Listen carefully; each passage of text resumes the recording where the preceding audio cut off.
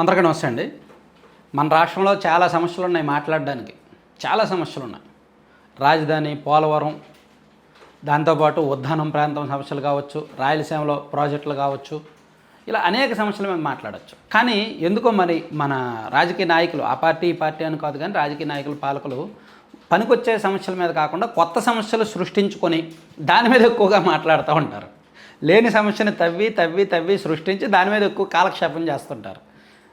దీనికి ఎవరి అజెండాలు వాళ్ళకు ఉంటాయిలే. ఇప్పుడు ఉదాహరణకు రఘురామ కృష్ణరాజు గారికి అండ్ ఈయన జడా శ్రవణ్ కుమార్ గారికి ఇష్యూ చూడండి. వాళ్ళిద్దరికి మధ్య పర్సనల్గా ఏం గొడవలు లేవు. భావజాల సమస్య.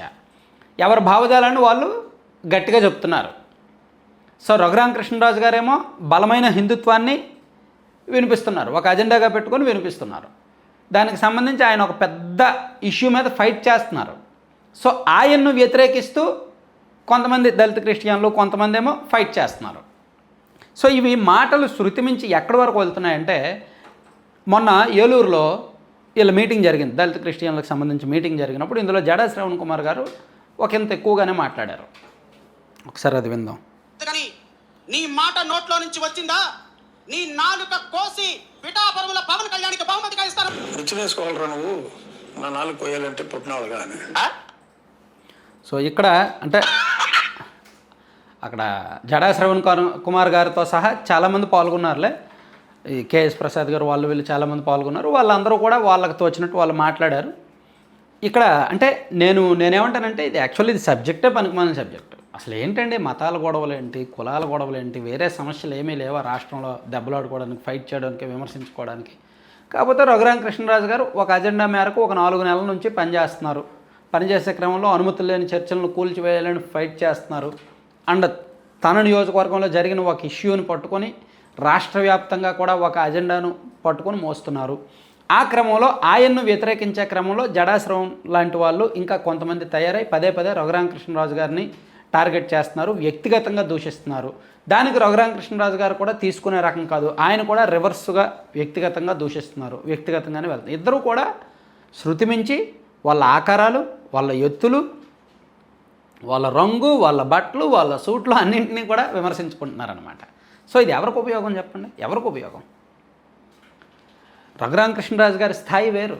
ఎంపీగా పనిచేశారు అండ్ ప్రస్తుతానికి డిప్యూటీ స్పీకర్గా ఉన్నారు. విస్తృతమైన పరిచయాలు ఉన్నాయి. పార్టీలకు సంబంధం లేకుండా, కులానికి సంబంధం లేకుండా మంచి పరిచయాలు ఉన్నాయి. ఒక హై అండ్ వెళ్ళొచ్చారు, ఒక మంచి బిజినెస్ మ్యాన్గా. సో ఆయన ఈ చిన్న విషయాల్లో, చిన్న వ్యక్తుల విషయంలో ఎక్కువగా ఇన్వాల్వ్ అయ్యి ఎక్కువగా టార్గెట్ చేయడం వలన ఆయన కూడా మాటలు పడాల్సి వస్తుంది. ఆయన ఎక్కడా తగ్గట్లా, ఇగోకు వెళ్తున్నారు. సో ఆయన అవకాశం ఇస్తున్నాడు కదా, మేము మాట్లాడకుండా ఎందుకు ఉండాలి అని చెప్పి వీళ్ళు కూడా ఎక్కడా తగ్గట్లా. ఆయన ఒకటంటే వీళ్ళు 2 అంటున్నారు. దీనివలన ఏదో సోషల్ మీడియాకు ఒక స్టఫ్ దొరకడం తప్ప, పనికిమాలిన అంశాన్ని, అజెండాని జనం మాట్లాడుకోవడం తప్ప ఎవరికీ ఉపయోగం ఉండదు. అయితే ఇప్పుడు కొత్త అనుమానం ఏంటంటే, వీళ్ళు ఈ మీటింగ్లో రఘురామ కృష్ణరాజు గారిని టార్గెట్ చేసే క్రమంలో టీడీపీని కూడా కొంతవరకు టార్గెట్ చేశారు, పార్టీని కూడా. మరి పార్టీని టార్గెట్ చేస్తున్నారు అంటే రాష్ట్ర వ్యాప్తంగా కొన్ని నియోజకవర్గాల్లో జరుగుతున్న చర్చ ఇదే. వీళ్ళు ఎక్కడికక్కడ మాట్లాడుతున్నప్పుడు, ఎక్కడికక్కడ దళిత క్రిస్టియన్ల మీటింగులు పెట్టుకున్నప్పుడు, పార్టీని కూడా టార్గెట్ చేస్తున్నప్పుడు ఆ లోకల్ ఎమ్మెల్యేలకు కూడా తగులుతుందిగా ఎంతో కొంత. ఇప్పుడు వీళ్ళు ఏలూరులో మీటింగ్ పెట్టారండి, ఏలూరులో ఉన్న దళిత క్రిస్టియన్స్ వెళ్తారండి మీటింగ్కి, వాళ్ళు కొంత ఇన్ఫ్లుయెన్స్ అవుతారు కదా. సో అందులో టీడీపీ మీద అభిమానం ఉన్నవాళ్ళు, టీడీపీకి ఓటు వేసే వాళ్ళు కూడా ఉంటారు కదా.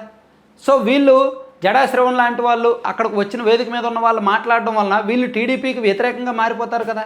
సో అంతిమంగా అది పార్టీకి నష్టమేగా.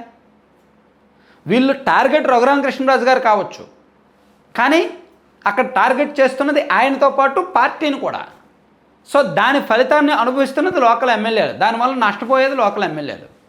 సో ఇది చాలా గందరగోళంగా ఉంది. ముఖ్యంగా ఉభయ గోదావరి జిల్లాల్లో ఈ మధ్య తరచూ ఎక్కడ ఈ మీటింగ్ జరుగుతున్నా సరే ఈ చర్చ జరుగుతోంది. దళిత క్రిస్టియన్లు కొంతమంది టీడీపీకి అనుకూలంగా ఉన్న వాళ్ళు కూడా అడుగుతున్నారు. సో ఇక్కడ టార్గెట్ కేవలం రఘురామ కృష్ణరాజు గారి వరకు అయితే ఆయన చూసుకోగలరు, ఆయన ఫేస్ చేసుకోగలరు. ఎప్పుడైతే అది పార్టీకి మారుతుందో, ఎప్పుడైతే అది ప్రభుత్వానికి మారుతుందో, సో ప్రభుత్వానికి ఎంతో కొంత ఫేవర్గా ఉన్న, పార్టీకి ఎంతో కొంత ఫేవర్గా ఉన్న, కొన్ని నియోజకవర్గాల్లో ఫేవర్గా ఉన్న దళిత క్రిస్టియన్లు టీడీపీకి వ్యతిరేకంగా మారే ప్రమాదం ఉంది. సో అందుకు ఈ విషయాన్ని సాధ్యమైనంత త్వరగా ముగిస్తే మంచిది. అలా ముగించడానికి ప్రభుత్వం లేదా పార్టీ పెద్దలు చర్యలు తీసుకుంటే మంచిది. రఘురామకృష్ణరాజు గారిని మాట్లాడతారా, కంట్రోల్ చేస్తారా, లేదంటే వీళ్ళు మీటింగులు పెట్టకుండా మాట్లాడతారా, కంట్రోల్ చేస్తారా, లేదు వదిలేని వాళ్ళు నచ్చినట్టు వాళ్ళు చేసుకొని ఇలా చూద్దాంలే, ముదిరే వరకు చూద్దామని అనుకుంటారా? ముదిరే వరకు చూద్దామంటే ఇది ఇలా ఉన్నది ఏమో రేపు పొద్దున్న ఎక్కడి వరకైనా దారి తీయొచ్చు కదా. రెండు మతాల మధ్య ఘర్షణలకు దారితీస్తే పరిస్థితి ఎవరు అదుపు చేయగలరు? సో అందుకే చాలా సెన్సిటివ్ ఇష్యూస్, ఇటువంటి స్టార్టింగ్ ఆరంభంలోనే అంతం చేస్తే మంచిది.